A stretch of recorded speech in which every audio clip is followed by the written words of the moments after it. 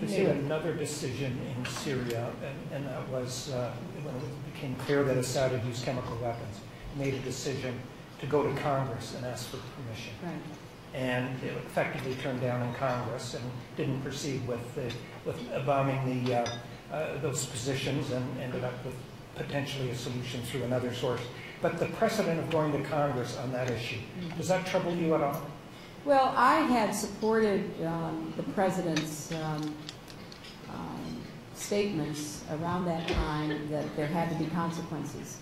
And people say, well, why did we draw this red line? You should never draw red lines. And in fact, it was because the use of chemical weapons has been outlawed and ostracized since World War I.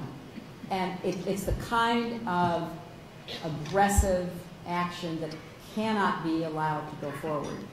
So even if you aren't willing to support certain elements of the opposition with arms, the Assad government's use of chemical weapons, which it was not clear at first, then it became clear that they had to be stopped. It was a threat to the region, and it would just lift off the top of the Pandora's box.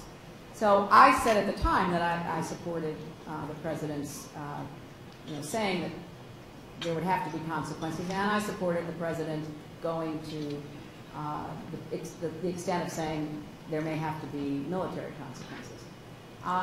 The decision he made about going to the Congress was really his and his alone, and I think what troubled him was not having support from what was by then a quite contentious Congress, because even though we have great what's called standoff military power, we have aircraft carriers, we have cruise missiles, we have all kinds of means of trying to pinpoint chemical weapons storage facilities or convoys, you never can predict what's going to happen.